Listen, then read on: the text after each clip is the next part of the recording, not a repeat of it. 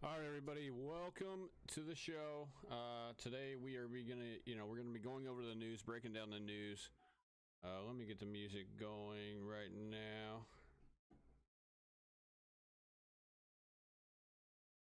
We're jumping into the news here.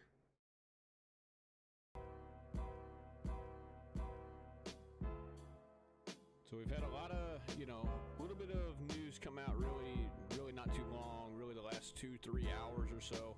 Obviously the Dalvin Cook news came out this morning while I was sleeping. I didn't really see a need to go over it immediately.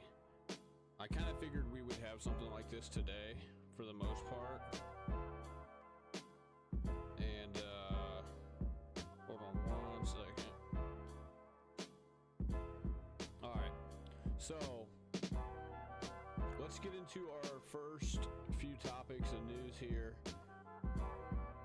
We're just going to go over them one by one. So, we got the bulletin board here, our new bulletin board that we're going to start putting all of our news articles on. So, this is all brought to us by fantasypros.com. Getting most of this, if not all of this news from Fantasy Pros. They are a very, very good fantasy football website. I encourage you to go check them out. If you're looking for news articles, you're looking for dynasty rankings, rookie rankings, sleeper rankings, projections, consensus, anything for fantasy football, I would direct you guys over to their website, fantasypros.com. They would be a good site, I believe, for a lot of new fantasy football owners and really just people who are interested in the NFL news and everything else to go over there and check them out on their website. So let's jump into the first topic of news. Obviously Cook. Let's get Cook up here. So Dalvin Cook, where's he at here?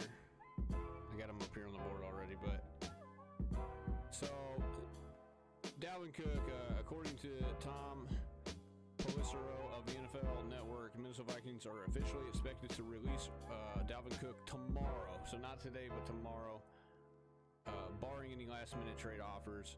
Obviously, that's why it took them so long. They knew that there was maybe some speculation of some teams out there who were interested in going out and acquiring Dalvin Cook, maybe give him a 4th, a 5th, maybe even a 6th-round draft pick. Who knows?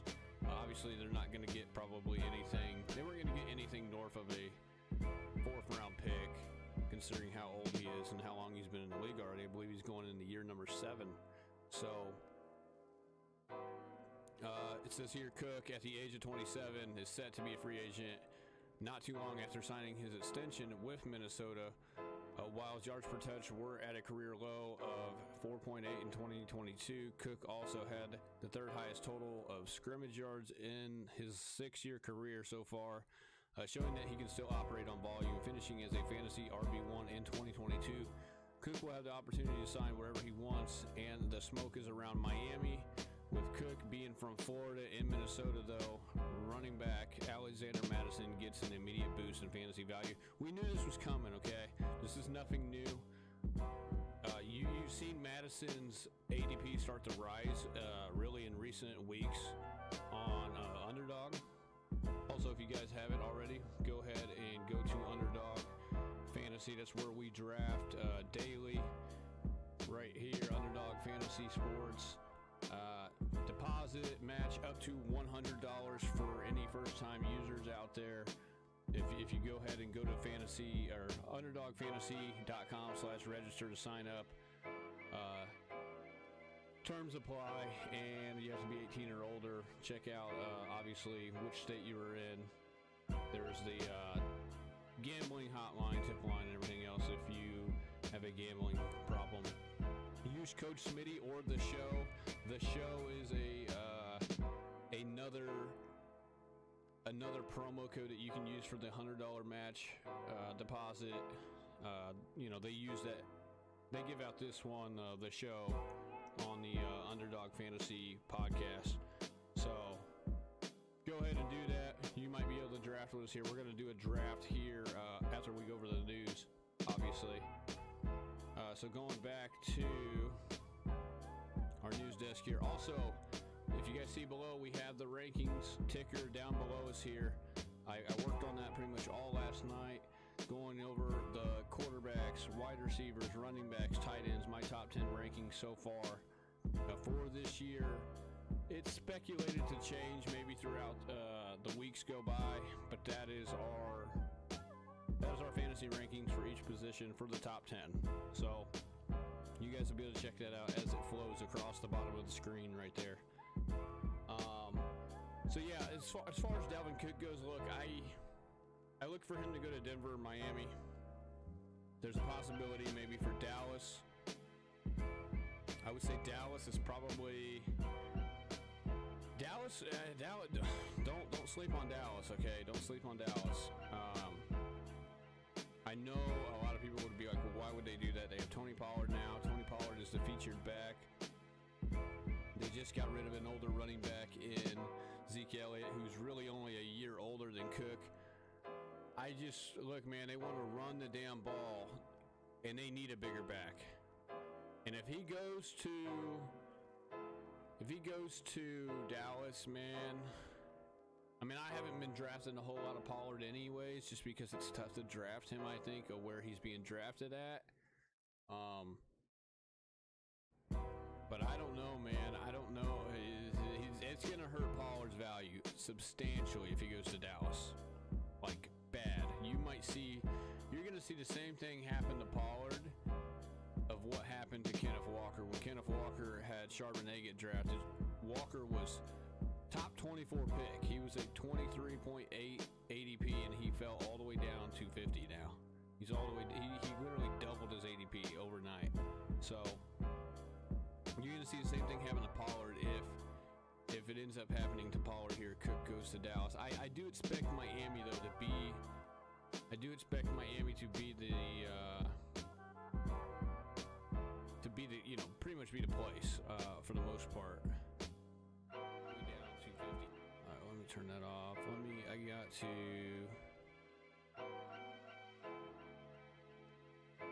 All right, let's go over to the next piece of news. I hate that in YouTube that you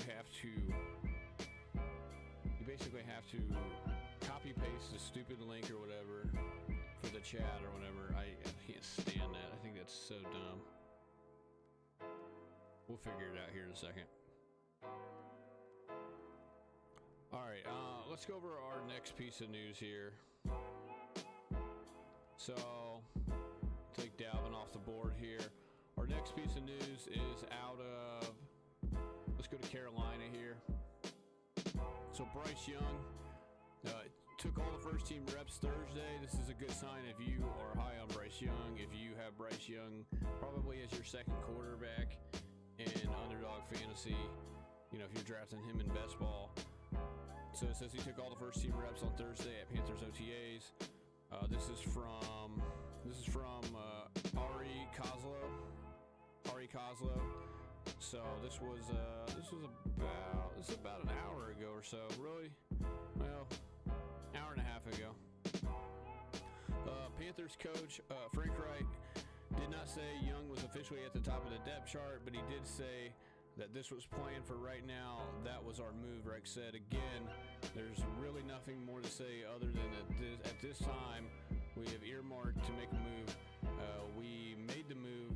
We'll just be progressing. We'll always be going through. We're always going to be going to do what's best for the team.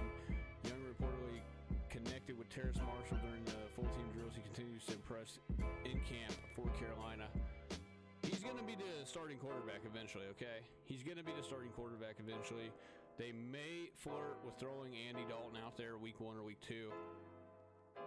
So if you are a Bryce Young owner, do not be surprised by that. Don't be surprised if Andy Dalton goes out there week 1 or week 2 even. But Young will be the guy eventually. And I would say as early, or I should say as late as week 4, he'll be the guy. I don't think they'll be past week 4 and he's not the guy. So,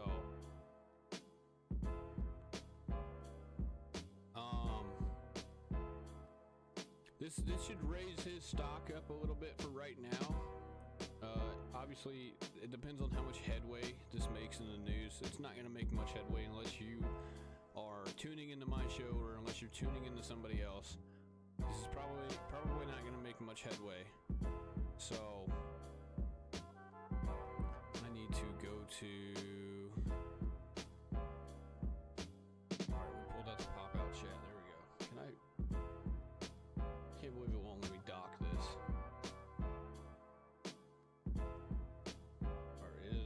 We'll put it right here.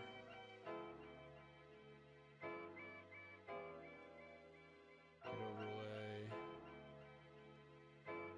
Copy that link.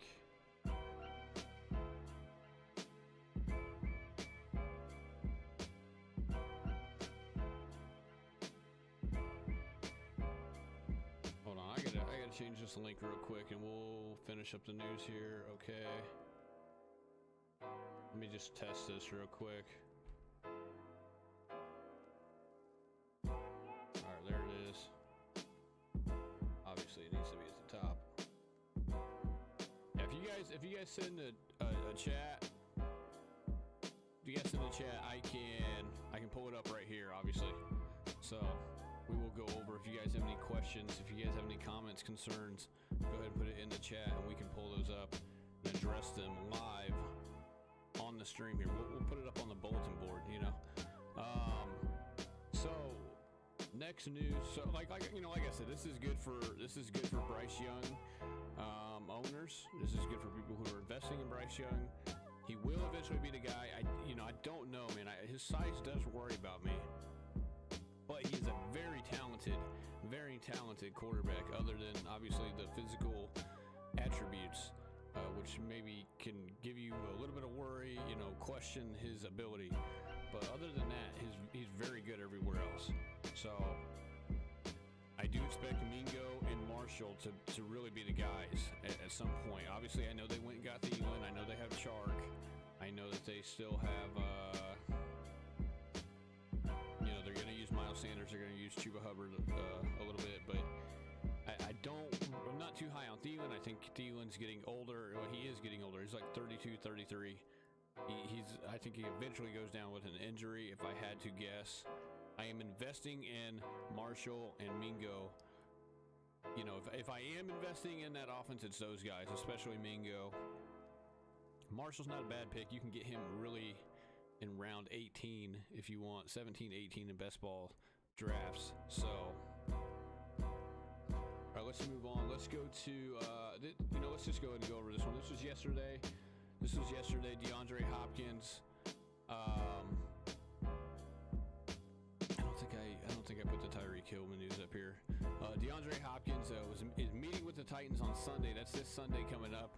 Hopkins is scheduled to fly out to Nashville to meet with Mike Vrabel and the Titans.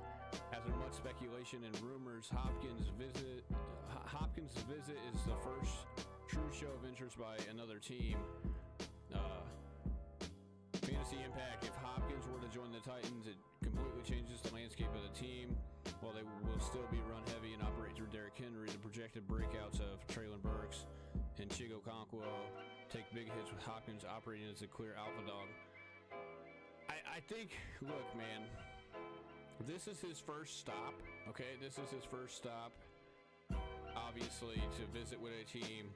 There's going to be more visits. I know people are worried. You're like, well, where are the Chiefs at? Where are the Bills at? Where are the Eagles? Where are the Browns? Where are, who else? The Chargers, the Cowboys. Where are all these other big teams that actually realistically have a chance of winning this year? Not to really throw shade at the Titans, but let's be honest, they're not ready to win. Even if they do get him, they're still not ready to win. They're not gonna. The Titans aren't coming out of the AFC, even if they do get Hopkins. They're gonna need more than just Hopkins, okay? Really, this is kind of like really just a dog and pony show, I think. And really, it's just they're interested in him. They're the first team to come out and be interested in him. He's like, you know what the heck? I'm gonna meet with him. He's still looking for bigger fish. Let's just put it that way. There's bigger fish out there that he's looking for. This is, he's meeting with these guys, and he's going to meet with him just because they're showing interest. But at the end of the day, I don't think in the back of his mind he's like, oh my goodness, I gotta go to Tennessee. Now he still could go to Tennessee, and that's not to say he won't end up there. But this is gonna be a last resort, like, you know. This is all I got. Maybe if this ends up being the only team that's really interested in him, or maybe it's the Titans and some other team that he doesn't really care for. Maybe he'll choose the Titans, obviously, because he's not gonna sit on the sideline. He's not gonna sit a year out. He will play, take the payday, and move on with his career if nobody else wants. You know, none of these other teams are interested in him. But what this is maybe is these other teams that are contenders, as much as they should be at each other's throat, basically, or really competing with each other to get this guy, and they should be in a bidding war, it almost sounds like it's kind of the opposite, where they're basically, you know, maybe his asking price is too high for either of these teams that we're talking about. We're talking about the Bills, the Chiefs, the Eagles, the Browns, you know. So maybe they're collectively coming together to like, okay, we're not going to be really interested in him until he brings his price down. Maybe he needs to bring his price down, which is, you know, that could be the reason for a lot of this stuff. So I will say though that I don't think this is going to be the spot for him. This is just a first stop. He still has plenty other stops to make. I guarantee you come next week, really next week, and even into 2 weeks from now, he's going to have scheduled visits for the Bills, for the Chiefs, for the Eagles, for the Browns even, for the Cowboys maybe. There's going to be some of these other notable teams, maybe the Chargers, maybe, who knows, the Patriots, who knows, you know. I know there's a lot of teams that are interested in him. We just don't, you know, it's just not really being circulated in the news. I think the Chiefs, the Bills, even though we haven't heard much from the Chiefs, the Bills, we obviously heard about Deshaun Watson wanting his old buddy from Houston. You know, we've heard some Patriots stuff. I don't think the Patriots is really a destination, but these other top, you know, maybe even the Bengals. I'm leaving out the Bengals, but these other top contending teams in the AFC, maybe even the Jets. I forgot about the Jets as well. These teams, I think, will become interested in him. Just give it some time. Give it some time, okay? We could hear something tonight. We could hear something tomorrow. More though, like, you know, in all likelihood, we're going to hear something next week after his meeting with the Titans on Sunday. So it's just a meeting, man. It's like you got 5 job interviews. You're not just going to take the first job interview you go to. You're going to go around and see what everybody else is you know, offering as well at other jobs. If you have 5 job interviews within a month, you're not just going to go to the first one and be like, man, I cannot refuse this. You know, unless they do make something that he can't refuse, which is in all likelihood probably not going to be the case, because he knows the landscape of every single team. He knows the roster. He knows who's competing and who's not competing for a title. And I hate to say Titans fans, but he's not. If he wants a title, he's not going to go to Tennessee. He's not going to go to Tennessee. I'm sorry. So let's move on. I would just say let's just cool it with Hopkins. Let's just be patient. Let's wait. I would say wait till at least July. Okay. I would say wait till at least July. To, you know, let's see where we're at come July 1st. It's only June 8th. I would give him a month, and really I would give him at least 2 more weeks to figure out, like, let's see what the rumors are. Let's see who's interested and who's not. Right now we know the Titans are interested. They have a scheduled meeting on Sunday, and you know, we're just going to take it from there. Everybody that's freaking out right now, they just need to cool it. They just need to cool it. This guy is going to sign somewhere, okay? Now, if you want to talk about why are these teams being patient, why aren't they, like, having a bidding war over him right now, I couldn't tell you that. I don't know why. Maybe they just have other priorities. I wouldn't know why they would, especially the Chiefs and the Bills. They really could use this guy. All right, let's go to Jameson Williams here. Jameson Williams, obviously suspended for the first 6 games because of the gambling, you know, charade. This comes from Jordan Epp here of Fantasy Pros. According to Jeff Risden of the Lions Wire, Detroit Lions wide receiver Jameson Williams had a standout day at minicamp on Wednesday. That would have been yesterday. Risden said Williams looked like the best player on the field, staying in sync with the QBs. This is a very good report right here. Very good report. Especially if you have Jameson Williams as your fourth receiver. A lot of people have him as their fourth receiver now because of the suspension.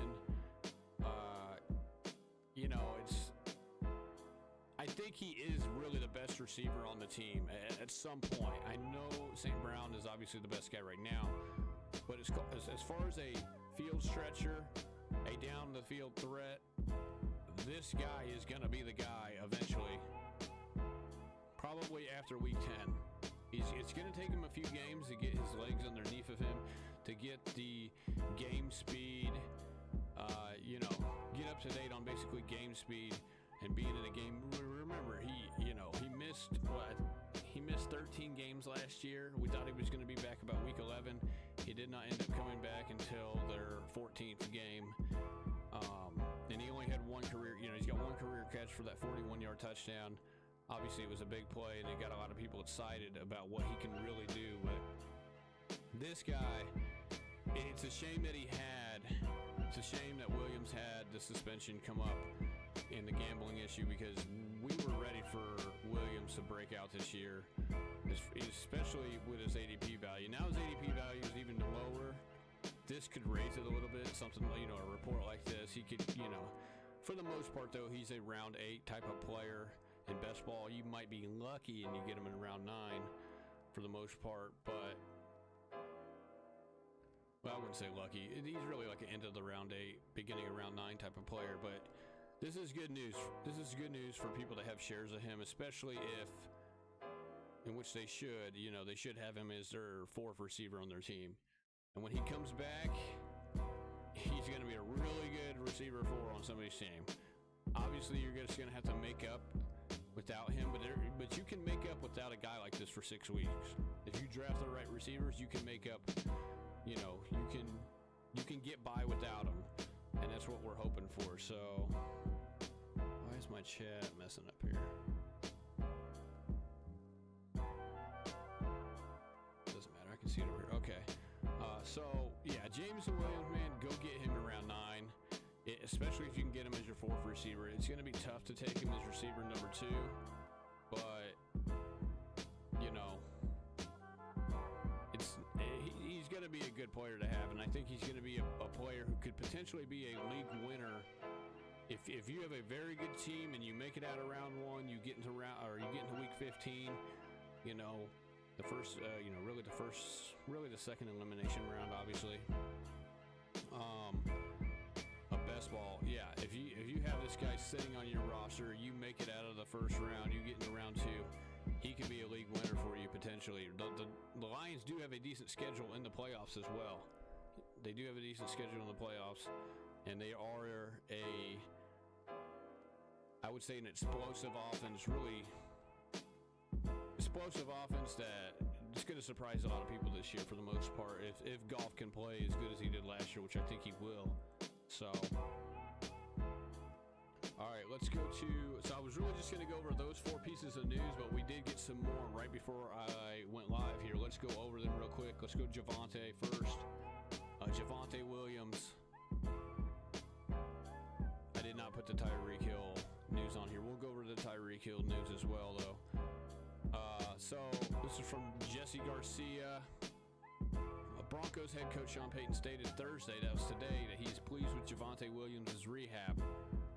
Williams has been working in a limited capacity in OTAs as he works his way back from torn ACL, LCL, and PCL. He had a multiple ligament knee injury. You just heard me say ACL, LCL, and PCL. This is not. I know that this report is obviously good, but this is not good for somebody like Javonte. This is not good for somebody like Javonte. It's not good for running back in general. You look at Dobbins last year coming back from his multiple ligament knee injury. struggled. He came on late in the year. If you notice same thing with Barkley 2 years ago. He actually came out of the gate pretty good the first couple of weeks 2 years ago. We're talking about Barkley. He came out actually pretty good. Then he re-aggravated that knee to like week 4, week 5. And then he had to miss some more time. And then later in the year, he came back again.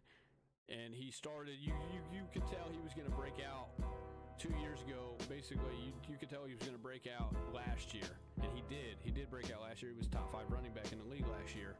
For the most part, top 5, top 6. Javonte is in, and I know not all these running backs are the same. That's why I'm higher on Breece Hall. Breece Hall had what is known as a clean ACL tear. It was just the ACL. There was no LCL, no PCL, no meniscus, none of that stuff. Breece had just the ACL, clean tear. And both of these guys are young. Obviously, Breece is younger. He's like 2 years younger, maybe even 3 years younger. Breece is only like 22. Says Javonte's 23. He should be 24. So really, Breece is like about 2 years younger. This will be Javonte's 3rd season. But here's the deal. When you got to, let's finish reading this. So he works his way back from the ACL, LCL, and PCL. Williams may be slow coming out of the gate during a regular season, coming back from a major knee injury, similar or what fantasy managers saw with the Ravens' J.K. Dobbins in 2022. The 23-year-old currently ranks as RB28 in ECR, according to Fantasy Pros.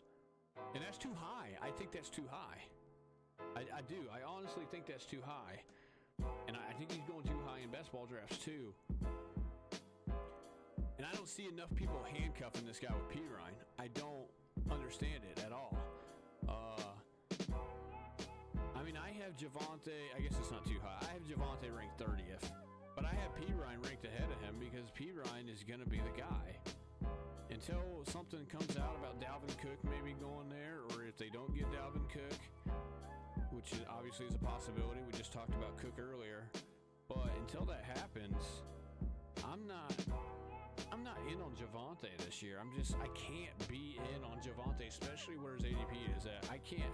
I've drafted him a couple of times a few weeks ago in best ball, but for really the better half of the last 2 weeks, I haven't been drafting him just because I've already got shares of him, and 2, I'm not going all in on him. I'm not taking him in 50% of my drafts. I can't do it because the guy is coming back from multiple ligament knee injury. We've seen it with Dobbins. We've seen it with Barkley, and you could argue both of those guys are probably a little bit more athletically gifted than Williams. It's close between Dobbins and Williams, but Barkley way more athletically gifted than Williams. And he even struggled with this. And I know not every running back's different, but I love Javonte. Don't get me wrong, I love Javonte. I had him last year, and I got burnt by his knee injury. And it happens, there's nothing you can do about it. But that doesn't mean I'm coming back for seconds this year. That doesn't mean, especially when he's recovering from it. We know that these guys try to come back too soon, no matter how good the reports are. The reports were really good on Dobbins last year. Remember, the reports were, Dobbins is ready to go. He came back, and then his knee swelled up. He had it, these guys say that, their knee's good. Oh my God, they're on schedule. Until they actually get into a game, where they test that knee in a live game against defenders who are coming after them, hitting them in any way and every way that they can to get them on the ground, you're not going to know if that knee is basically battle tested until that day. They don't battle test their knee in these OTAs or in minicamp or probably in training camp for that matter, especially for a guy who's coming back from a multiple ligament knee injury, because they don't want to re-aggravate it. They're going to give them some reps come training camp, but they're not going to be tackling these guys because they don't need the guy having a setback. So look, the hype's going to be there for him to be. I'm telling you right now, listen to what I'm saying. The hype is going to be there here in like July. going into August. The hype's going to be like, this guy's ready to go. This guy is ready to go. This guy's well ahead of schedule. He might be looking better than Breece Hall, which is going to be false because he's not. Because he's got a multiple ligament knee injury compared to Breece, who had a clean ACL tear. Breece is different. Breece is more gifted than Javonte. I know that sounds kind of harsh, but he's physically more gifted than Javonte, in my opinion. But what I'm saying is, the hype is going to be there for this guy. Don't take the bait. Don't take it. Because he's gonna come, and even if he does come back week 2 or week 3, and he gets maybe 50% or maybe even a lion's share of carries, there's gonna be that risk where he re-aggravates the knee. The knee's not ready. It swells up. God forbid he has to have it get worked on and get some scar tissue cleaned up like Dalvin did last year. Hopefully that's not the case. But I'm staying off of these running backs, man, when they're coming off. Breece is different. But these guys that are coming off from multiple ligament knee injury, he's not going to be ready to go, man. And if you do go get this guy, you better go get P. Ryan. You better. Because if you don't, you're going to be sorry. You're going to be sorry. And that's just the truth, man. Anybody who's drafting this guy over... And here's the thing. He's going in on like round 8. At the beginning of round 8, you're lucky if he falls to round 9. I would rather have Montgomery, who's right there ahead of him. I'd rather have Madison right now, who's right there ahead of him, who just became basically the starting running back come tomorrow, which we already knew was coming anyways. Like, you got Montgomery there. You got Madison. I would probably even, I would rather have Rachaad White as well. And Rachaad White, you might even be able to get later than this guy. I would really rather have P. Ryan, but obviously if I take Williams, I want P. Ryan as well. And I've done a bunch of drafts. I did one last night. I did a few of them the other day, and I haven't really seen Javonte and P. Ryan getting handcuffed together for some reason. So, just stay away, man. I'm telling you right now, for the most part, just stay away from him. Just stay away from him. So he's not going late enough, in my opinion, because there's just too much hype. There's too much hype, obviously, and that's what raises these guys' ADP. All right, enough about Javonte. Let's go to Sutton, another Denver guy.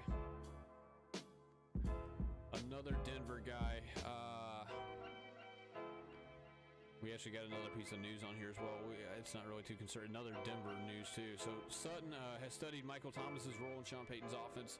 Cortland Sutton stated Thursday that he has studied Michael Thomas and Sean Payton's offense and is focusing on implementing parts of his game. So this is, it's not big news. Sutton did have a few more targets than Judy did last year. I believe it was like 109 targets. Came off, obviously, a disappointing season where he tallied 704 yards, 4 touchdowns, 42 receptions in 16 games. That was 42 receptions off 109 targets, by the way. 27-year-old will look to bounce back. We'll look to have a bounce-back campaign and a redesigned offense under Sean Payton. Sutton currently ranks as a wide receiver 43 in ETR according to Fantasy Pros. This was by Jesse Garcia of Fantasy Pros as well.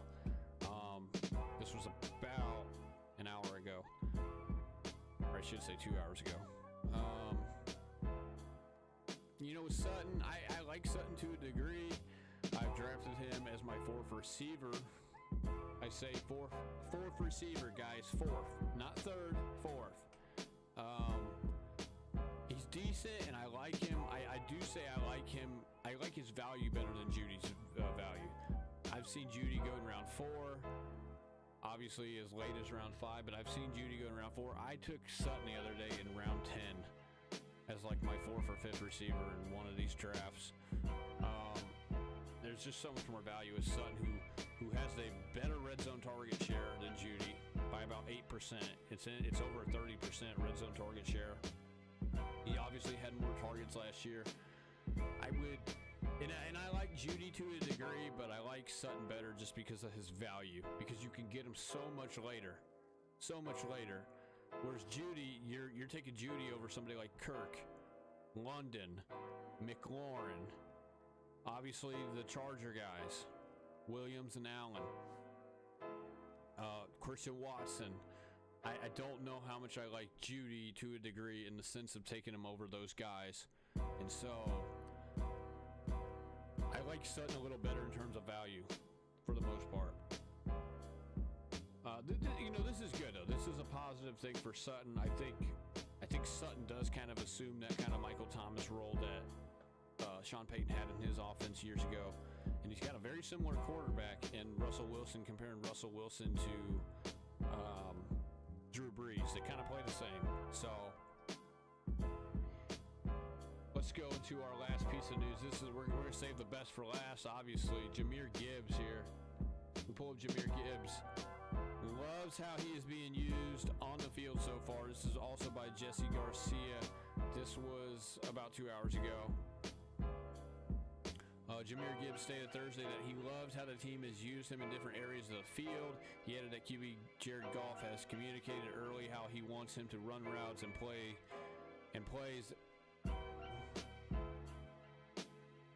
How he wants him to run routes and plays. Okay, that's kind of weird. It's kind of worded weird, and it has helped their chemistry.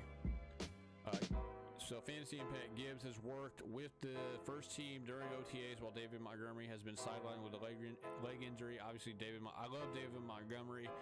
This is a little concerning about his leg injury, but David Montgomery's been in the league for a while. He knows how to run between the tackles. And he has a better offensive line this year than what he had in Chicago, really the last 3 or 4 years. Montgomery, though, I will say, although he has this leg injury, I'm not too concerned about it. He just needs to be able to score from inside of 5, and he'll be okay. With the Lions taking Gibbs 12th overall in the NFL draft, he should be in line for an immediate major role in the Lions offense. Gibbs currently ranks as the RB21 in ECR according to Fantasy Pros. This is very good news, man. Very good news. I love Gibbs this year.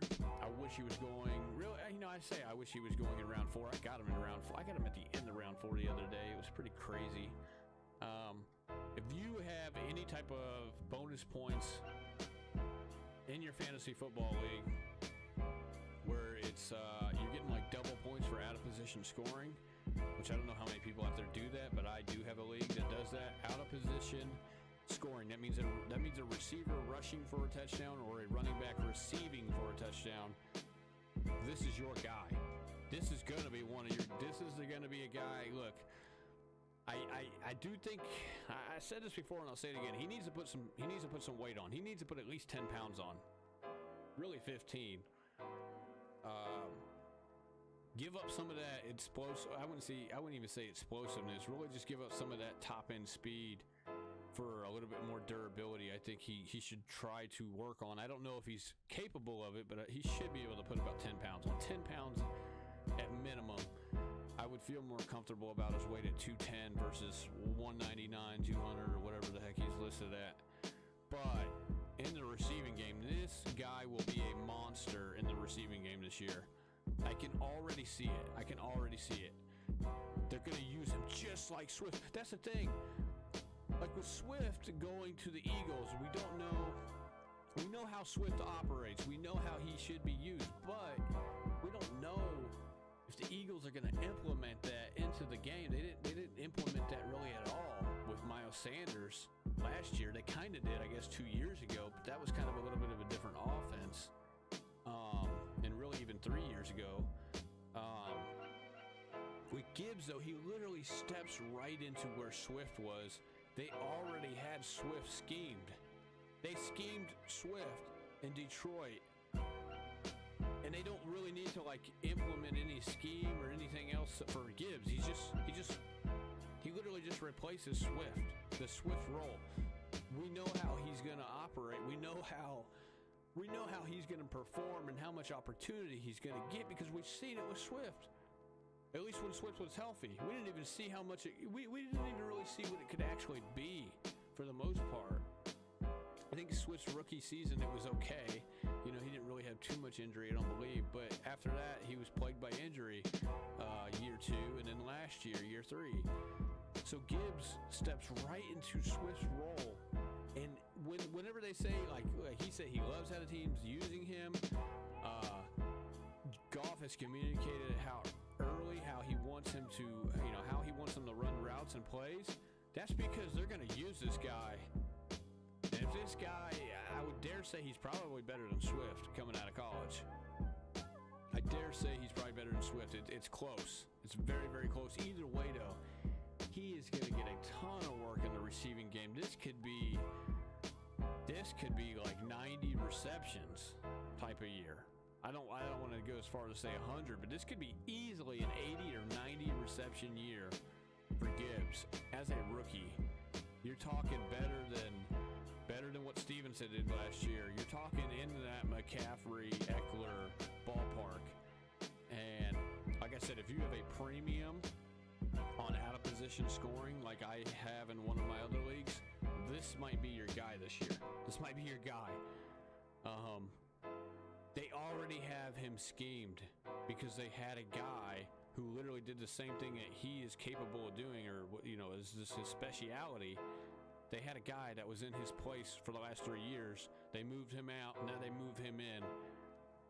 And this guy is house call material every time he touches the ball. He can make a house call every single time. So I love this report. If this doesn't move Gibbs into like the early first, or I shouldn't say early first, the early third round, if this doesn't move him, like, I like this guy more than Pollard. This is kind of why I like this guy more than Tony Pollard, especially if Pollard gets cooked in the backfield. This is no-brainer. Take him over Pollard.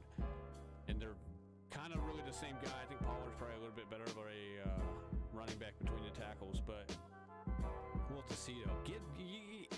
Gibbs, he can run the ball between the tackles a little bit too, especially when he has the offensive line that he has right now.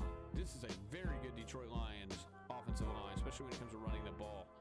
It's a top 5 running the ball offensive line in the league. And that doesn't even include his receiving capability and what he's going to do receiving-wise. So go get some Jahmyr Gibbs. We love this report. Let's take that down now. Like I said, if you guys haven't already, check out the ticker down below. The ticker, we have the ticker down below for our fantasy rankings. Man, I almost want to move Gibbs up into the top 10 now because of that report. I do have Gibbs just outside of the top 10. I don't think he's too far. Let me double check where he's at. I have Gibbs at ranked 12 right now. He's the 12th ranked running back on my list right now. He can move into the top 5, or he can move into the top 10. You might see him move into the top 10 here. I like Gibbs this year, man. I do. I really do. I'm starting to like him more and more, especially if you have a premium on receiving, receiving yards, receiving touchdowns, whatever the case is. So, all right, let's get into a draft here. Let me pull up Underdog. If you haven't already, go to underdogfantasy.com/register, sign up. If you are a new user, you can use the promo code Smitty or the show. They will match up to $100 on your first deposit. You essentially get double your money. Whatever you deposit on your first deposit, they would double it. So take advantage of that free money. Use that promo code if you are interested in drafting alongside of us or with us. It doesn't matter. Or if you do, contests for other sports. You can do contests for other sports, not just football. So take advantage of that free money if you are a first-time user. Use that promo code. Smitty would greatly appreciate it. He's another YouTuber. He does fantasy football content as well. He would have greatly appreciated it if you guys use his promo code or the show. That is, the show is a promo code from Underdog Fantasy on YouTube as well. So they have their own YouTube channel as well. They give out promo code the show. So either one of those would work. They would get you your match deposit. So, all right, let's go to the board here. I need to move my camera. Let's go over here. We're gonna jump into a puppy right now. Go ahead and hit it right now if you want to get in with me. I'm gonna wait 5 seconds. Hit it right now.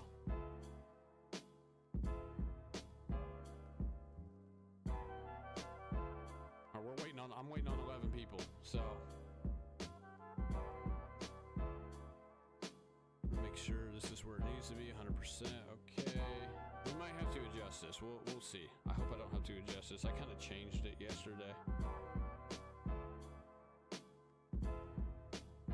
I'm gonna try to. I will work on a video today. I swear to you guys. I worked on the stream so much last night. I was busy going over stream stuff. You know, I have my hotkey set up to where I can move the. You know, I can move my camera like this. We zoom in. You know, zoom in. Move it right here. Move it down. So I worked on a lot of stuff. I worked on the ticker. We have the new ticker down below here. We just got screwed with the last pick. I swear, I need to contact these guys. I think they're screwing me right now. I can't get a number 1 or a number 2 pick anymore. It's like impossible. It's like I've used up all my number 1 and my number 2 picks, you know? I don't even get it, man. Don't even get it. Don't get it.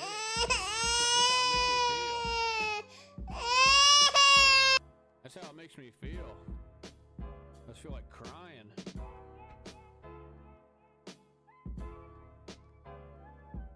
Alright, so, you know, this is kind of a good thing. I want to try. We need to pull up our other view here, our camera view. Where's my phone at? It's getting ready to start. Let me pull up the camera view as well. We're going to be doing this draft right now, just started, and then we are going to be getting off. I'm going to work on some videos, work on some other stuff. But we did go over the news today. And went over the news, doing this draft.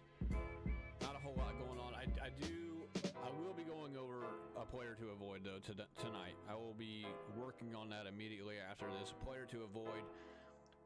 Probably going to be looking at some of my favorite value picks, I would say, in later rounds of the draft.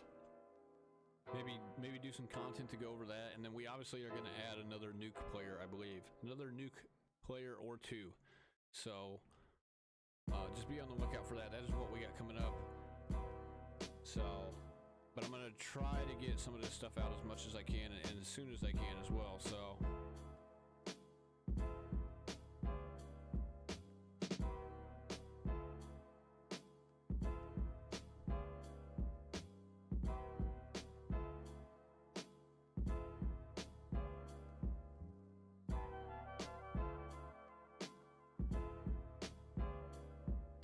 Nothing crazy so far.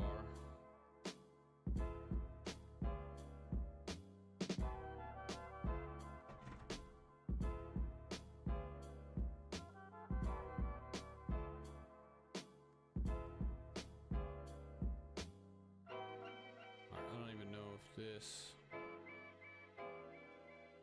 is in the right place. We're gonna find out though. Need to figure out how to dock that. I know I can dock it.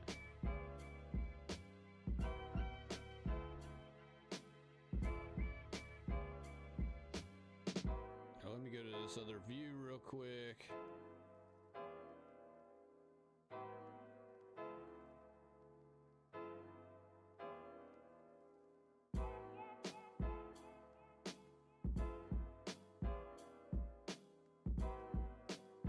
All right, there we go. So, we got the phone view right here. Eckler goes. Let's go back to the board here. Eckler goes. Bijan just went. Travis Kelce went 6th overall.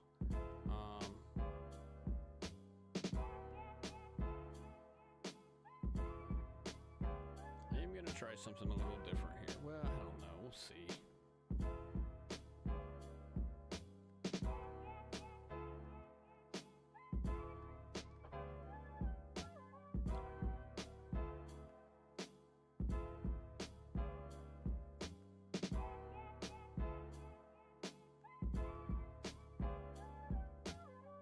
I haven't really paired these two guys up. Man, it's tough to leave Wilson on the board, dude.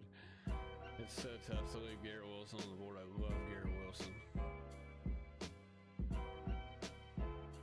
We're gonna go that guy, and you know what, we will go. So we'll go him. I cannot leave Garrett Wilson on the board. We're gonna take him and Garrett Wilson.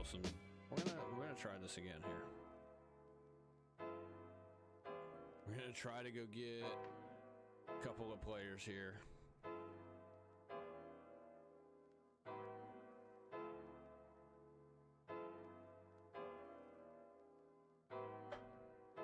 The problem is those guys have the same freaking bye week, I believe. Let me look here. 9 and 7. What is his bye week? This is 9, obviously. 6, 9. Okay, what is the other running backs bye week? 5, 6, 7.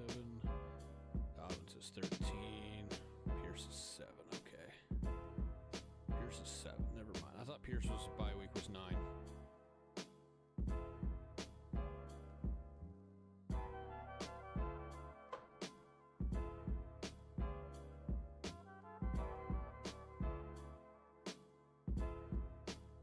Change our I need to rebrand the channel name. Obviously it's just under Wayne Solo right now. We got to get some kind of, I kind of want to go with like fantasy football breakdown. That was kind of really what my initial thought was. I could just do maybe a fantasy football breakdown with Wayne Solo, something like that. We gotta kind of rebrand our channel name more geared towards a fantasy football channel name. I think that's one of the reasons maybe the channel is having a little bit of a tough time. I'm not too sure. Obviously, it's not easy for anybody who is small to start out and, you know, get into something, obviously. I'm trying my hardest, obviously, and, you know, it's tough with work.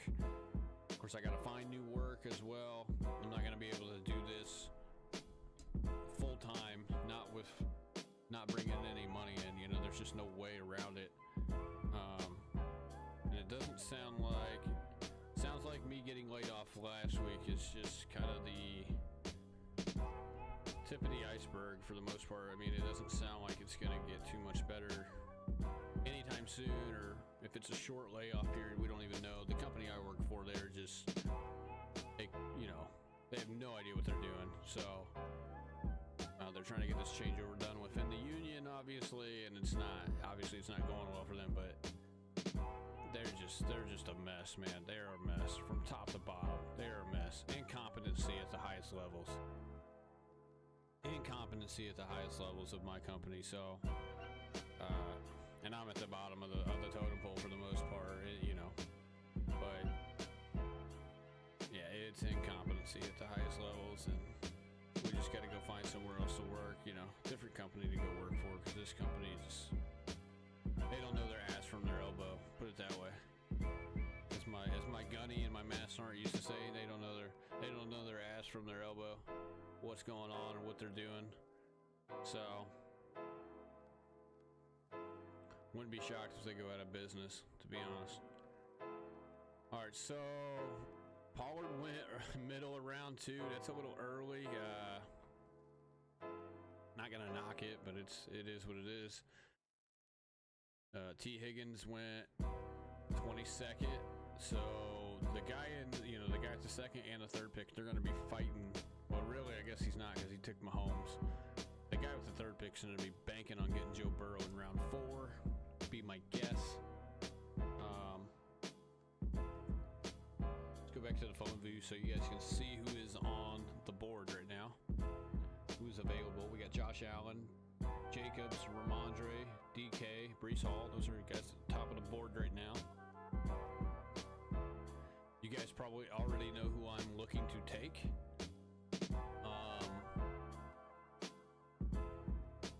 Thinking about going a third receiver though, as well. Thinking about going a third receiver. Because I do like some of the later running backs is the thing. I do like some of the later running backs. I'm going to be curious to see after the Cook news, I'm going to be curious to see where Madison's being drafted. Obviously, he was being drafted. I've seen him go in round 7 for the most part, like middle to late round 7, but I've also seen him go, like middle of round 8 the other day too. Like he's usually though like end of round 7, beginning of round 8 for the most part. I expect him to be getting drafted over somebody like Montgomery for the most part. I expect that to happen. So, a lot of running backs still on the board here. This is a little unusual. And the guys that have 2 running backs are the guys with the next 2 picks. So, some of these running backs are going to fall to us, which is pretty crazy. Gibbs' ADP is falling down for some reason. That's pretty wild. He's not going to get past me, though. So,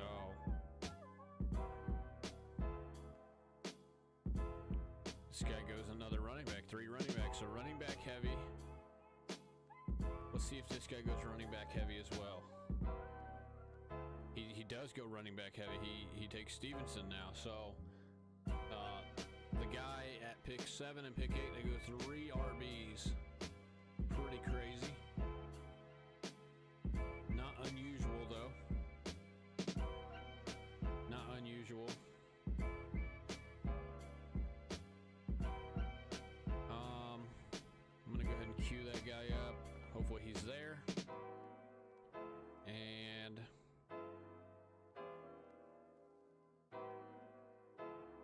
so there goes Najee. I was hoping that would not happen. So I feel like I'm going to get sniped right here. Oh man, he took ETN. Thank goodness. Thank goodness he took ETN right there. Alright,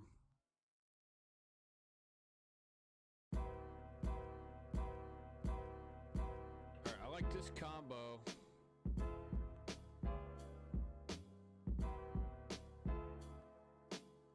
Give me Gibbs, and then give me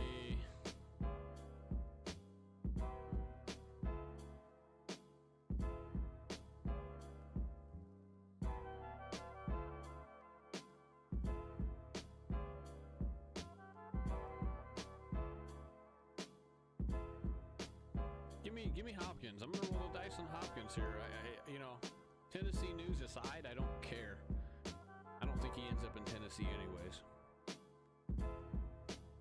I don't think he ends up in Tennessee anyways.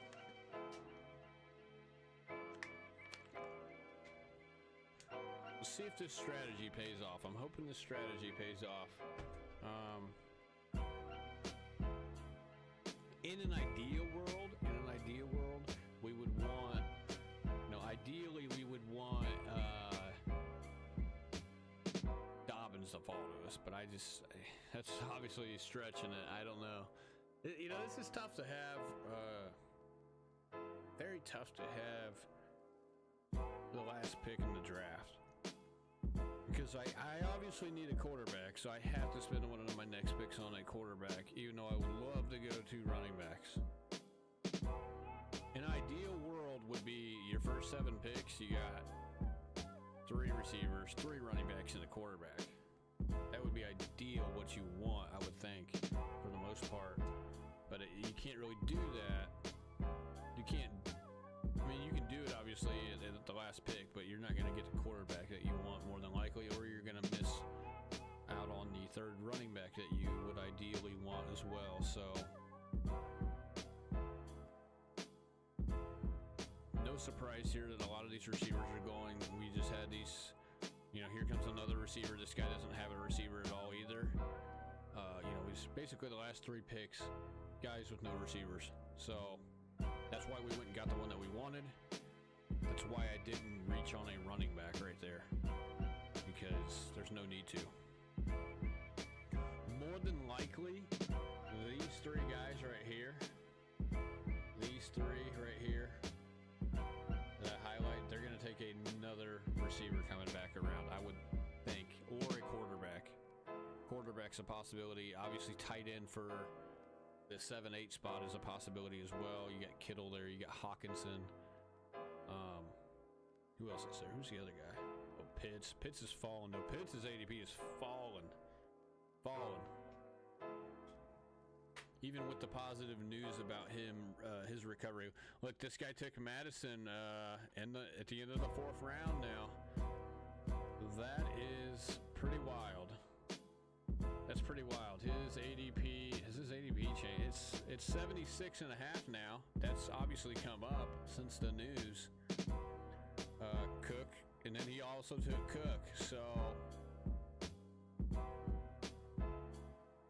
very interesting to see what that guy did. This helps us. We love this because now there's a chance that Dobbins is gonna fall. Dobbins is gonna fall if this is what he's gonna fall in this draft.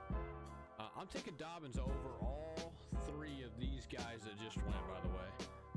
I'm taking Dobbins over all three of these guys. All three of them. So, that's just me.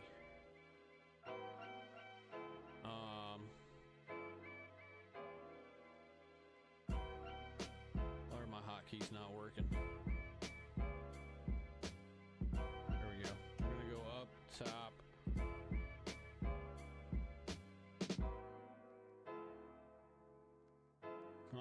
Pittman, Moore just came off, Fields came off the board. Running backs are falling, and I don't see these guys. I don't see the next two guys taking a running back either. So the guy at the 9 spot will probably, in all likelihood, take a running back. But look, Walker's on the board. Dobbins, Mixon, Sanders. So there goes Walker. This guy did take a running back. What a weirdo. What a weirdo, man. We're probably going to miss out on quarterback here if somebody doesn't go get Lawrence. And if that is the case, we will obviously wait on quarterback. So Dobbins just went, you piece of crap. You piece of crap.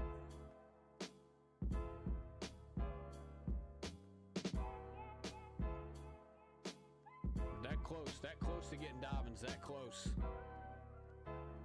Because of these guys taking, this guy taking Madison and Cook. Oh, thank God he took Sanders. Okay.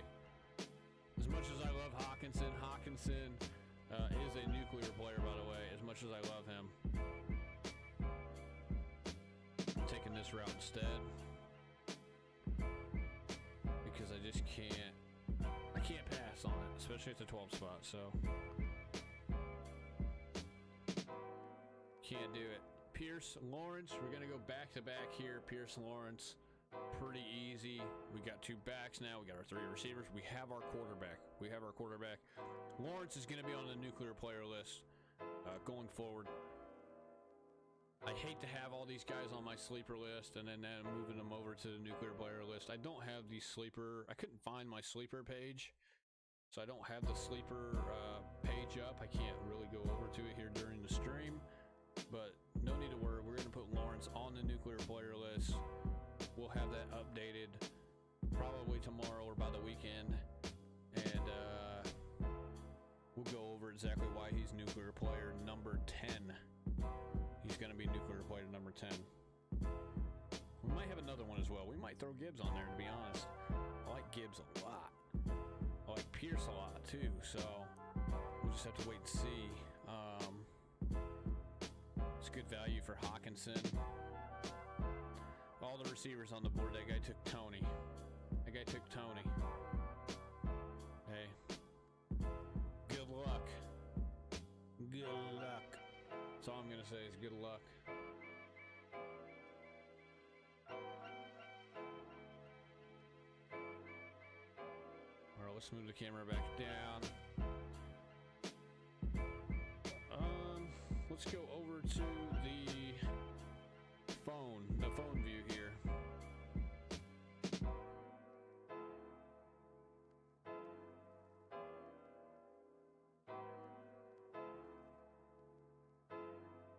JSN and Tyler Lockett, Seattle guys, both at the top here.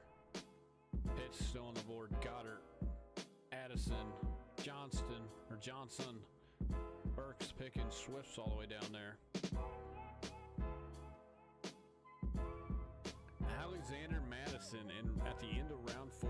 That is a bold strategy, Cotton. Bold strategy. It's a bold strategy, Cotton. Let's see if it pays off for him.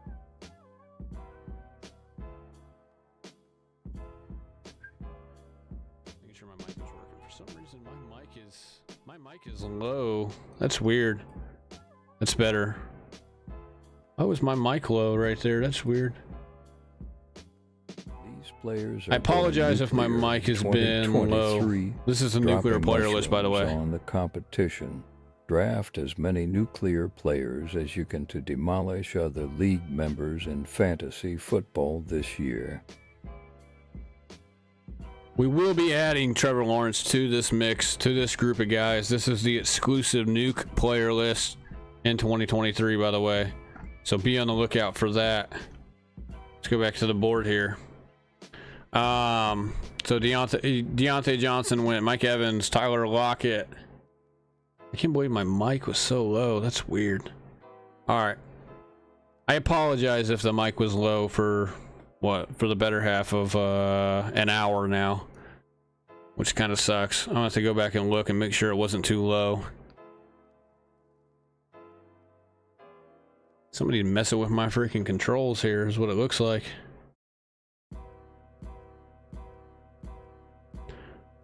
Okay. Burks went. A lot of these are, man, receiver. This is why we went and got Hopkins as our third. Look, I've started to notice for the most part, especially when you have the last pick, if you go like say 3 running backs here and a quarterback, you're gonna miss out on all of these receivers. You see all of these receivers right here, 1, 2, 3, 4, 5, 6, 7, 8, 9, 10, 11 receivers in the last 14 picks, 15 picks. No running backs have come off the board. 4 tight ends, and they just continue to take receivers. This is why I took Hopkins in the 4th round, because I knew this was going to happen. I knew there was going to be no receivers available for me. And guess what? We're not taking a receiver. We're not going to take a receiver right here. This is, in my opinion now, this is where the receiver dead zone, or really dead spot. I wouldn't say it's a dead zone, but it's a dead spot. And this is where it starts to kick off, is right here at the end of round 7. For the most part, I wouldn't have said that 3 weeks ago, but now all the ADPs are starting to climb to where they need to be. I should have been able to get Dotson right here for the most part, but and really at this time of the day, this is when we have a lot of casuals. I don't know how many casuals I got though. I mean, we have 4 highly experienced players in here, so this is maybe a little bit different. But I should have been able to get like a decent receiver here at the end, and I can't because they're all gone. I don't want Quentin Johnson. I mean, Johnson just went anyways. They're going to leave me some decent value here, though.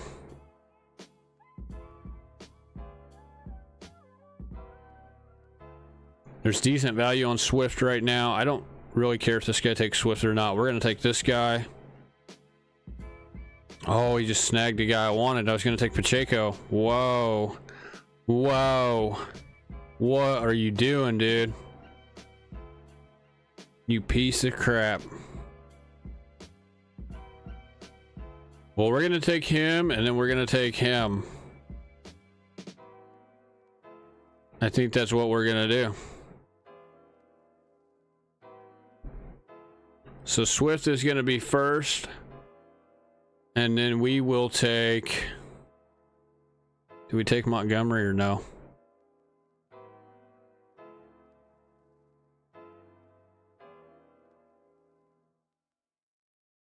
I say no. I say we go get Jameson Williams. We're going to reach a little bit, but he, like I said, your 4th receiver. You go get Jameson Williams as your 4th receiver. That's what we just did. Just for that, I'm giving myself a hand because we're schooling these guys from the last pick right now. We're schooling them. We're schooling them. Taking them to school.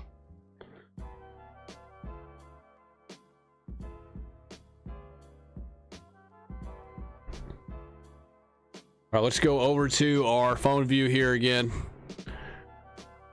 Flowers just went afterwards. Bateman just went. I like this team that we are building. We are building a contender right now. Building a contender. This is how you build a contender from the last spot. You got to go get Lawrence. You go get 2 top receivers. You go get Gibbs and Pierce. Pierce or Dobbins kind of in round 5 is what I'm looking for personally. Maybe Walker, but Walker's more than likely not going to fall to you at the 60 spot or the 61, obviously. Let's go back to the board view actually so I can show you guys this. I'm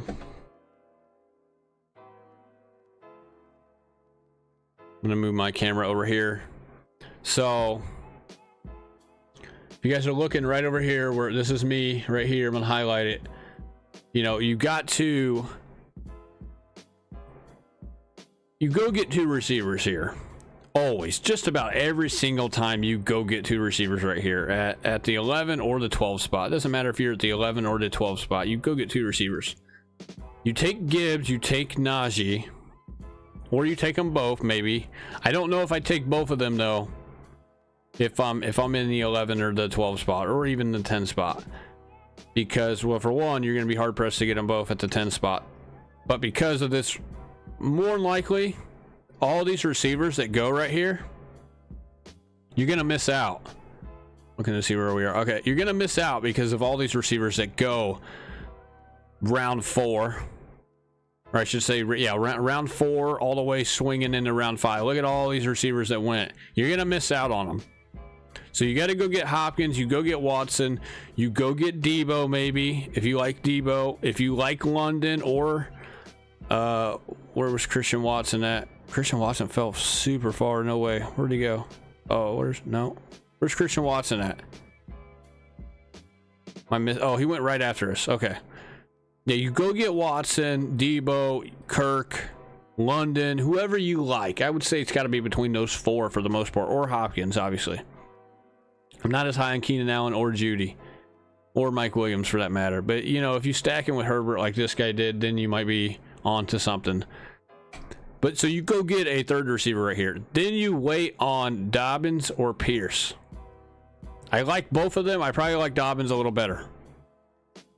This is not a bad RB2. If you get one of these 2, it's not a bad one. Obviously, I went and got Swift. I thought about Pacheco. I obviously would have taken Pacheco if he was here. But we didn't get Pacheco. Let's move my camera up here now. I would have taken Pacheco.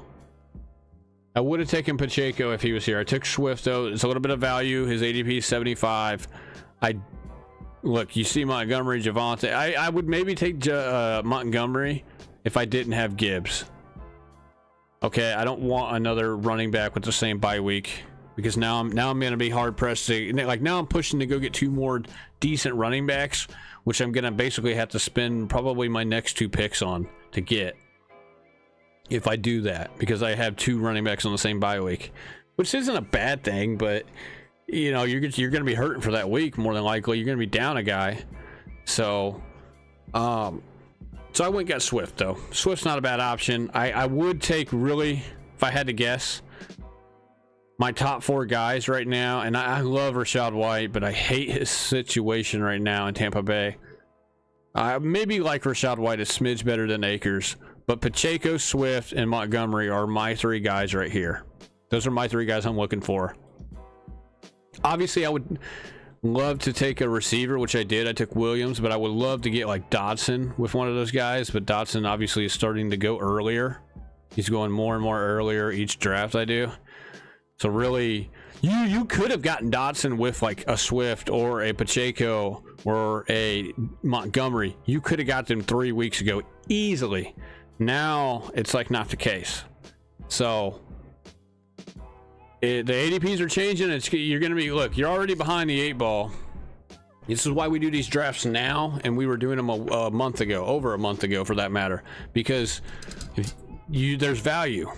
There's value, and the value's gone now for the most part. For some of these players, because I wouldn't say it's gone, but it's not what it used to be 2-3 weeks ago, 4 weeks ago, 5 weeks ago, because the data has changed, because now people are drafting these guys where they should be drafting them.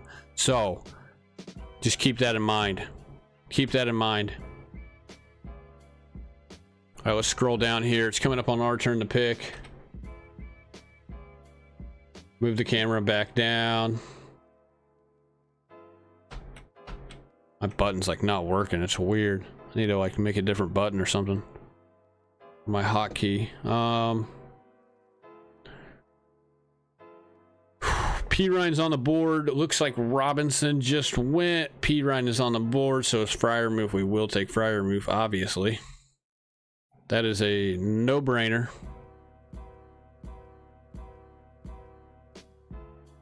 And I'm going to stand by this. Let me see here. 9, 7, and 10.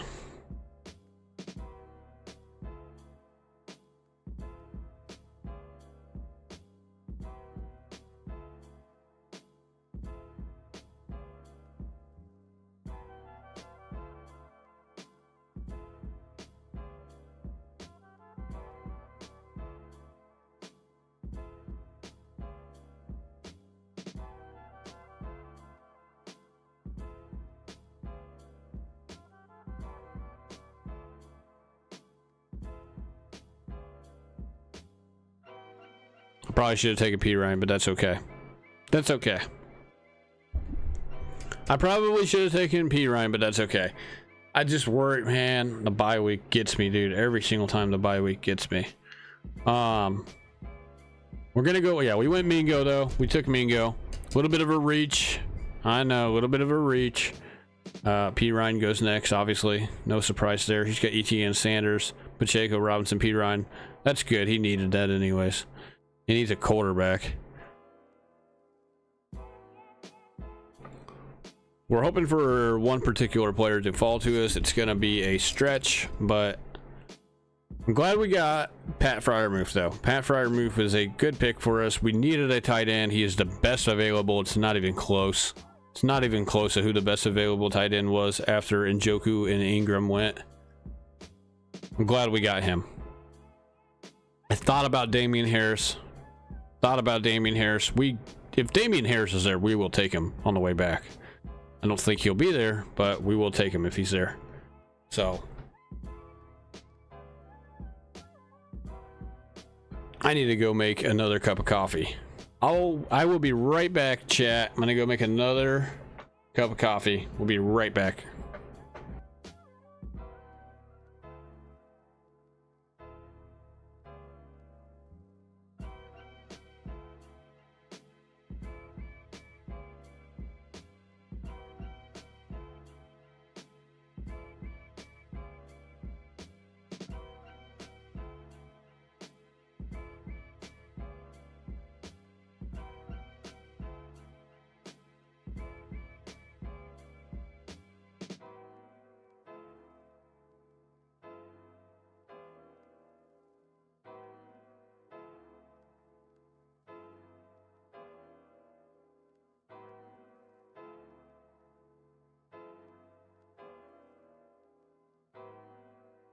Our coffee is being made right now. Little K-Cup coffee, you know.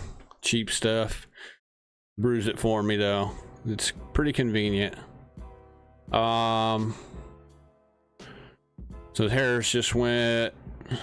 A-Chain just went. Gino went. We're hoping to get a quarterback here on the way back.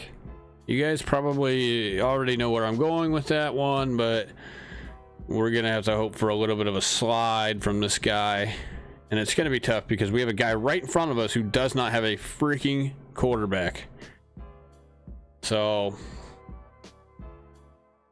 cross fingers that we get this guy. Cross fingers that we get this guy. Hopefully this guy takes like...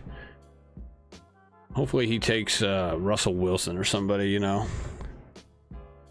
I'm gonna be mad if he takes my guy, to be honest. I'm gonna be so mad. I could see it happening though, just because everybody snipes me, man. I get sniped more often than just about anybody, it seems like.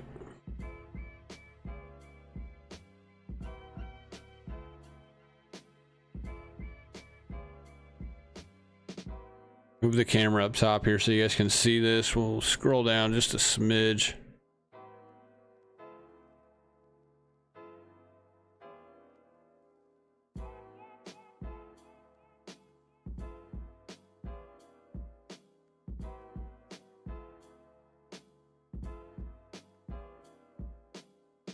So far, I'm liking this team, man. I'm liking this team.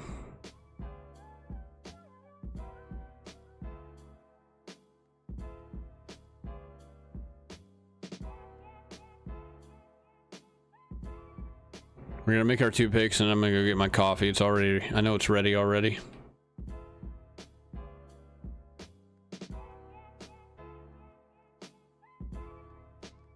I just need this guy to fall to me. Come on now.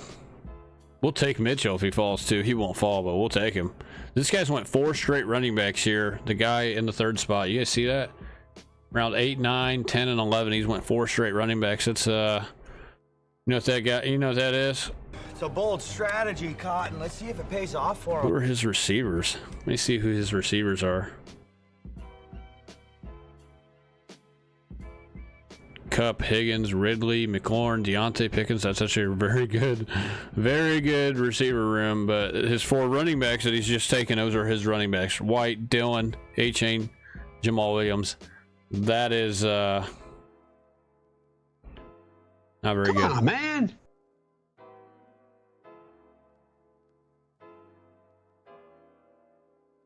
It's not very good. You can't be elite everywhere. Of course, there's always that saying, you cannot be elite everywhere. I beg to differ. I beg to differ if you get, say, what I have. I get Lawrence. I know Freiermuth's maybe not elite to somebody. Really, he's not elite, but he's good. He's top 10 at his position at tight end. So, and you could argue I have a pretty elite, obviously, you know, really, even though I waited on running back and I got I wouldn't say it's elite, but it's decent. It's decent. And the receiver room is obviously elite. So, let's see if this guy takes Goff. I'm hoping he doesn't. I'm hoping he doesn't. Take Russ. Let Russ cook. Let Russ cook. Yes. Yes. I like it. I like it a lot. I like it a lot. All right, we got Goff. We got Goff.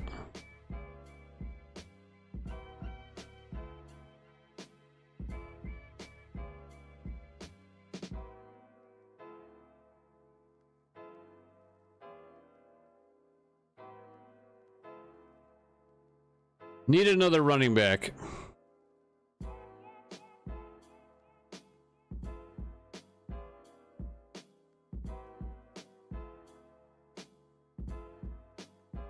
Not like this guy. I know he's got by week 9, but I like this guy.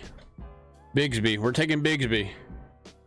So, all right, I'll be right back, guys. Let me go get my coffee. We'll be right back. Let's see what, we'll see what happens when we come back. See how many picks along. We'll go over what these guys do here. This guy's probably furious that I took Goff. He probably thought he could pass on him because I had a quarterback already and then get him right here. Yeah, he's probably pissed.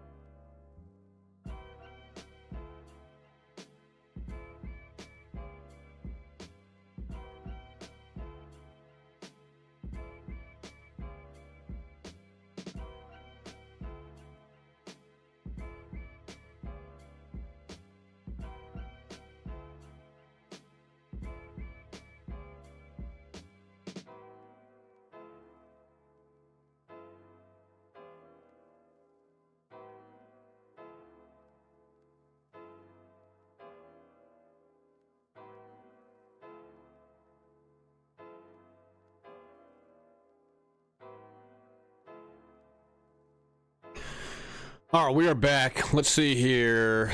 Obviously, the guy took Nico. Chigokonkwo went next. Alec Pierce, Rashee Rice, and let Russ cook. So this guy's going the 0 QB strat, the super late QB strat. The guy over here, let me move my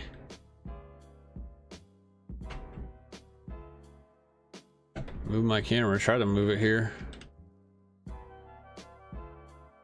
There we go.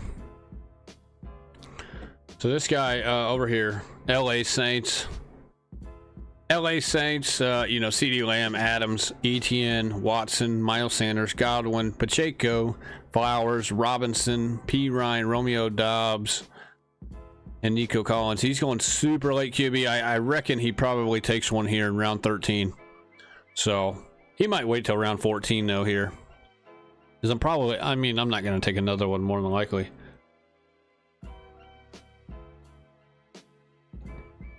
Because I need to go get a tight end, another tight end, and I love my receiver room, man. I don't really need to have another receiver. I will take another one though, if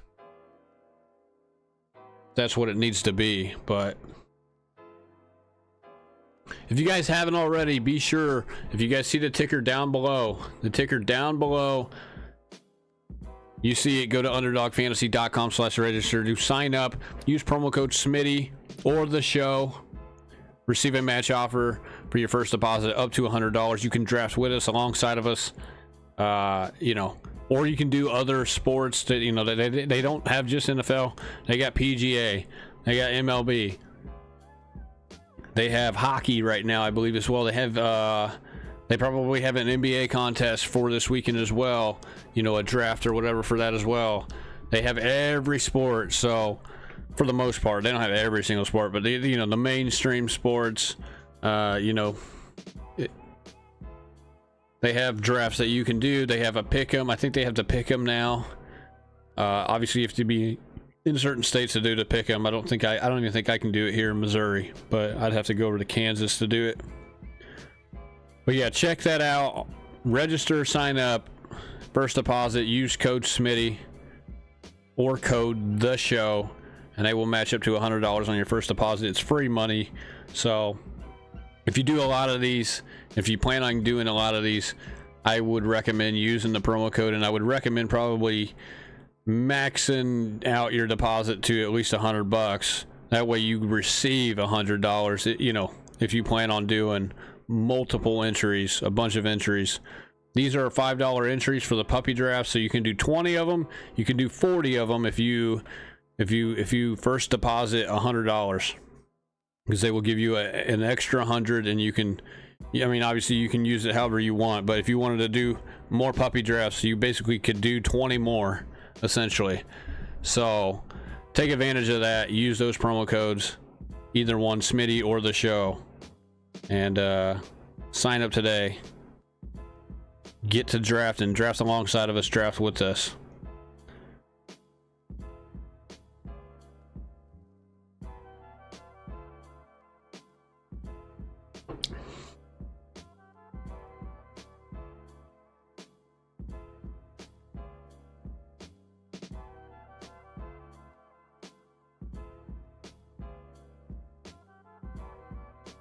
Oh, we'll take this ticker down, and then here is the rankings ticker right here.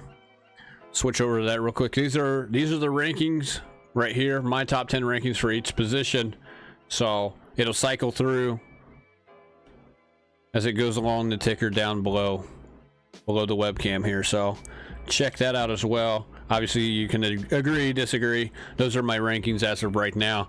They change as news comes out, as things pop up. I kind of adjust what I feel could be the case. You know, what is being said, what are we hearing, and obviously if injuries pop up, I will obviously make changes as needed. So, but as of right now, these are my top 10 players at each position. You see the teams they play for, with the logo next to their name as well as it goes by. So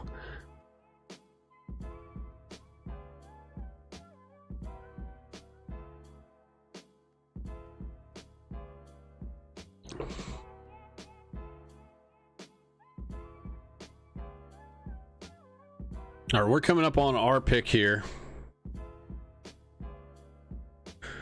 I'm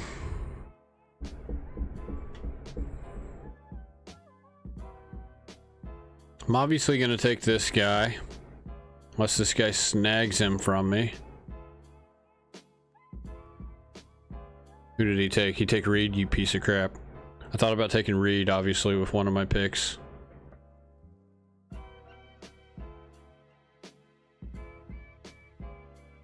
We're going to take that guy in particular.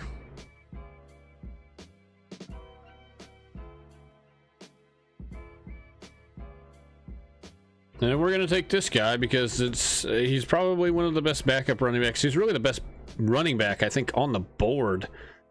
I don't know. Maybe we don't go with him. Maybe we go...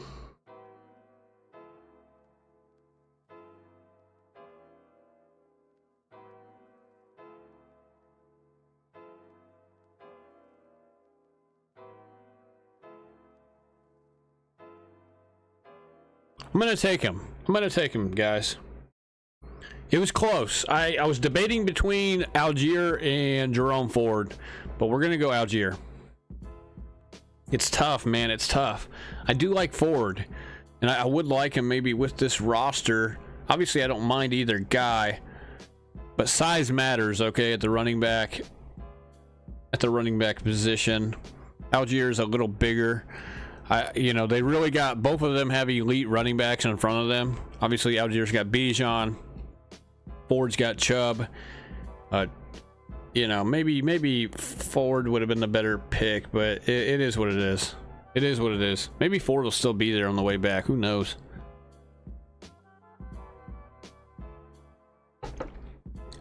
We go to our phone view here. Let's see where Ford is. Ford's actually not too far down the list. He's right here at the bottom, so more than likely Ford's not going to be an option, unfortunately. So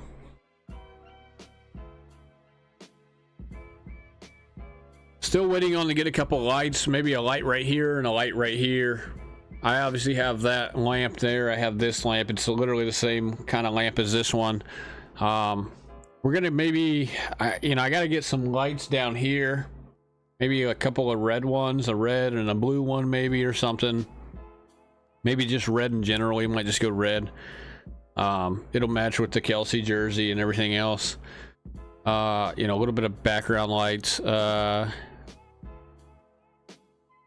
And I think I'm going to blur the background a little bit here. I got to go in and figure out how to do that. I kind of know how to do that for the most part. But we might put like a little bit of a blur. Not super blurry, but like a little bit of a blur, in the background. I see a lot of people that do that. That actually looks pretty nice for their background. So that's probably what we're going to end up doing after I make a video, obviously. I'm going to make a video first. So I haven't made a video in forever. I almost feel like I don't even remember how to do it. Gosh, it's been like over a week. But I have been live streaming more often, obviously, since I've been laid off from my job. We've done a live stream pretty much for the most part every single day this week. We may or may not do one tomorrow. It just depends on what kind of news comes out. If there's nothing really, something that's precious, important that I need to go over tomorrow, I may not do a live stream tomorrow and just literally use tomorrow, tonight, tomorrow, Saturday, Sunday, obviously to look. I need to go, I need to look for work, but I also just use that time to make videos. So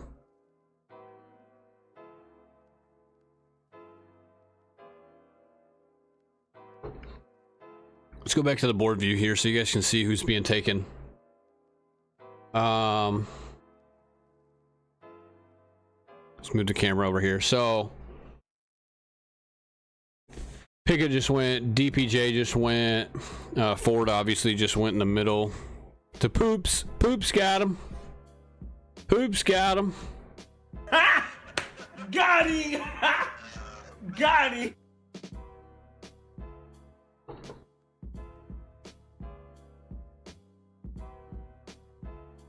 Thinking about who we're gonna take here. I'm thinking, I like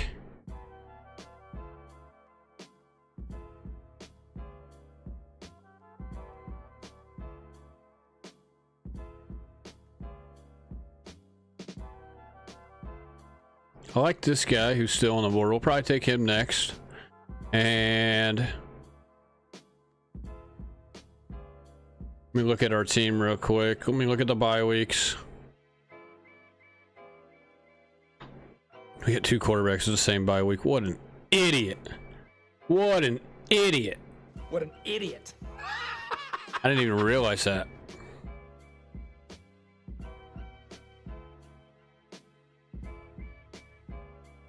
I can't believe I took 2 quarterbacks the same bye week. I like both of those quarterbacks, though. It's a thing. That's fine. We'll go get another quarterback. Let me look at week 9 here. Let me look at week 9 real quick. Go back to this view.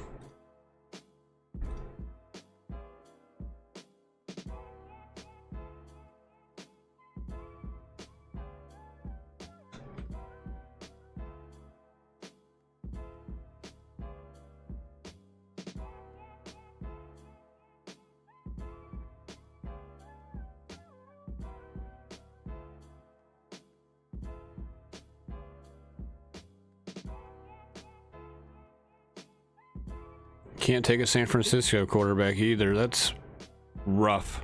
Let me see who's available at quarterback right now. Ooh, we should go get that guy. Probably. Who do they play? They play... Where's he at? Where's he at? They play at home against Carolina... Or... They play at home against Indianapolis. I forgot about that guy too. He's on the board. Who do they play? They play at New England. What about Ritter? Who does Ritter got? He's got Minnesota at home. Okay. There's options out there for us. Obviously, let me look at Stroud too. Who's Stroud got? Stroud's got... Oh, he's got Tampa Bay in town. Oh my God. He might dissect those guys. Tampa Bay. We might have to go and get him. This is good. We got a lot of good matchups here. We have a lot of good matchups. A lot of good matchups here.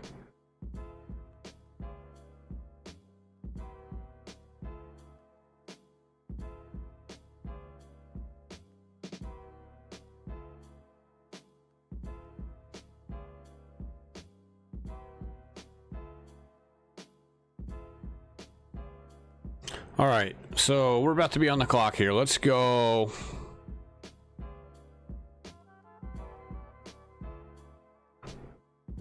Good grief. Did somebody take Isaiah Hodgins? They did.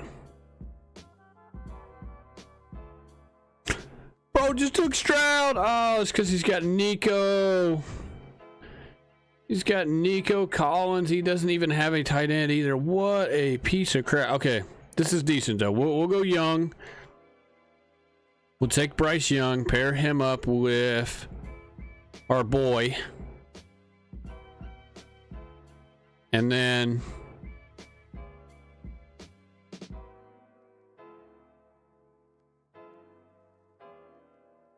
we will go. No, we're going to give ourselves 2 chances here.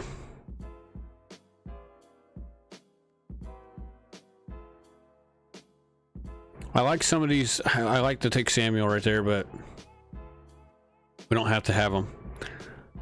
We're going to take Sam Howell as well. We're going to give ourselves 2 chances here, okay? Just in case, like, Bryce Young misses time and he's not available week 9. I do worry about his physical traits. So we're going to take Sam Howell as well. You guys obviously can't see it. Let me move it over here. Yeah, I took Sam Howell, okay?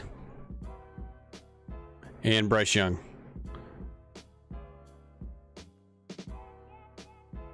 Give ourselves 2 options, okay, at quarterback here. And they both have decent matchups for the most part. Young has, who did I say? He's got Indy. He's at home in Carolina against Indy, week 9. Sam Howell, I believe they were are they at home or on the road? Let me look here. They are on the road in New England. So, obviously, that could be a little bit of a tough game. But it is what it is.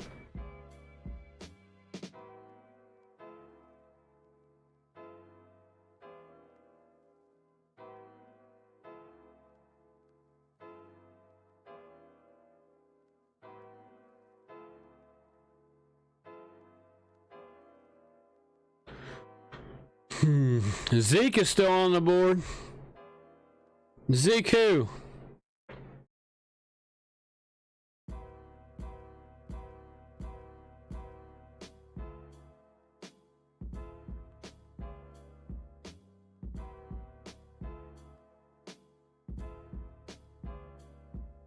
I did want to take Curtis Samuel right there, but he's still on the board. I don't think he makes it to us again, but there's some other receivers down here that I like. So I'm not like super concerned about it. I obviously like this guy. I'm going to queue him up. I'm going to queue him up. I'm going to queue up this guy as well. We'll take him if he falls.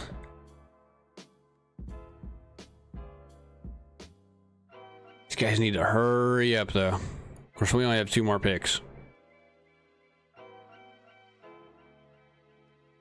I'm going to go ahead and wrap this up now because I'm going to, yeah, we're going to go ahead and wrap this up now.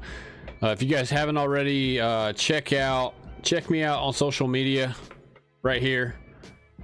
We go live often during the weekdays and during the weekends. We'll probably take tomorrow off. I need to take tomorrow off to focus on videos for you guys. Unless something breaking news like Hopkins signed somewhere or Dalvin Cook maybe goes somewhere tomorrow, that's the only way we're probably going to go live. But check me out on TikTok. I know I haven't posted anything on TikTok or YouTube for obviously other than the streams. I know I haven't really posted anything in a while, but we're gonna get on that tonight and into tomorrow. That's why we're gonna take tomorrow off. Yeah, we go over the latest news. Follow me on TikTok, on Twitter, on Facebook, on YouTube. Subscribe to the channel so you know every single time I go live, every single time I drop content. I would greatly appreciate that. We're trying to get to 1,000 subscribers. Trying to get to 1,000 subscribers on YouTube so that we can start monetizing our videos and stuff. And it helps me help you guys with fantasy content. It helps me get more content out. It gives me another avenue to basically keep the lights on here. And because at some point I'm not going to be able to go live as much as what I did this week because I got to go and find work. Go look for another place to work. Because obviously being laid off at the job, the job I have, I don't think it's coming back for the most part anytime soon. We'll see, and really I don't know if I'm going to go back to it anyways, just because it's just such a mess at my job. But I would really greatly appreciate. I mean, I do this as a hobby. I do this to help you guys. I do this because I enjoy fantasy football. I enjoy NFL football. I just enjoy making content as well. So I'm obviously going to keep doing it no matter what, but I would greatly appreciate it if you guys subscribe to the channel. If you guys check me out on all the other social media sites, I'm going to try to post more TikToks obviously this weekend. I can make some TikToks relatively a little faster than the videos and stuff, and so I would greatly appreciate your guys' support on pretty much any social media site. So, and we're adding more and more things to the to the channel, to the stream. We got our ticker down below here for the for the rankings. We also have the ticker for the Underdog Fantasy sign up as well. So we're gonna start adding more and more stuff to the stream, and I hope you guys, for the most part, I hope you guys are enjoying the broadcast each and every day. And I love talking about football, talking about fantasy, and trying to put content out there for you guys to win your fantasy football leagues. That is the goal. That is the goal. I'm here for you guys to help you guys win. I've been doing this for quite a while as far as fantasy football is concerned. I've just started putting out content this year. I know obviously I haven't been doing it as long as other people, but I would say for the most part I do know what I'm talking about. I'm nobody's really an expert, I would say, really in this field, other than maybe like former players, obviously. But I just enjoy talking about football, fantasy football, and just providing content to you guys to this level. So I'm going to wrap the stream up after these 2 picks. As soon as I'm done with these 2 picks, we'll go over the team real quick, and then we're just going to cut it loose from there. I got to use the restroom like really bad, so let's go. Let's see what this guy does here. We're going to probably go. Probably going to go tight end here. And is Musgrave still on the board? He is. Wow.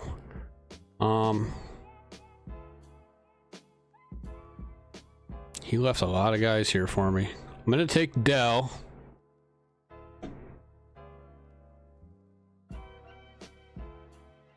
We don't need a quarterback, obviously. We're good at running back. Good grief, man. I'm going to take... I should take another receiver, but... all these guys have the same bye week, bro.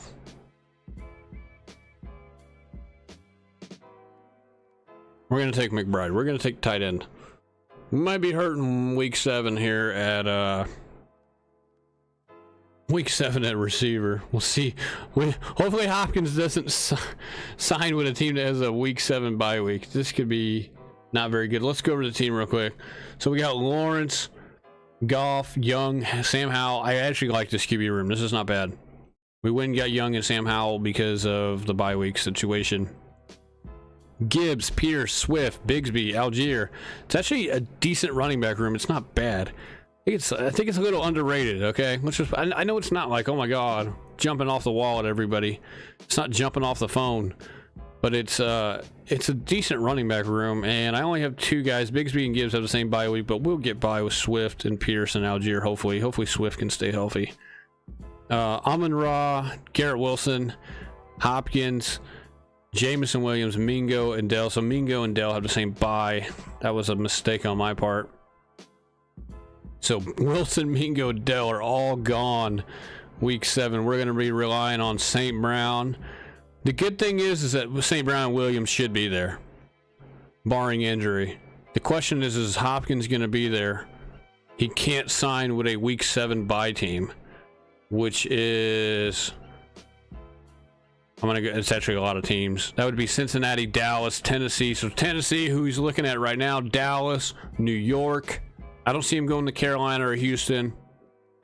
But the Jets, the Titans, the Cowboys, the Bengals, those are actually all 4 landing spots that he could potentially go to. And if that is the case, that is not going to be good. Because that's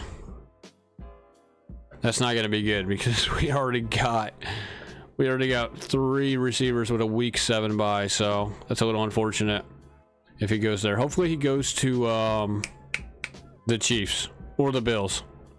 We'll be fine. We'll be fine if he goes to the Chiefs or the Bills.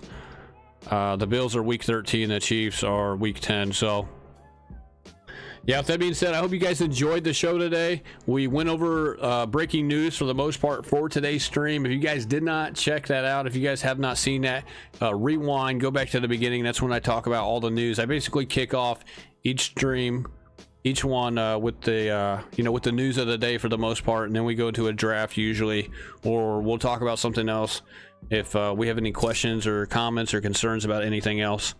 So I hope you guys enjoyed that today. Tomorrow we're probably going to take a break.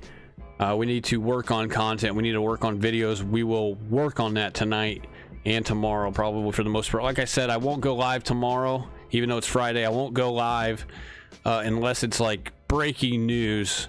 Hopkins is signing with whoever, which probably not going to be the case because he doesn't even meet with Tennessee until Sunday.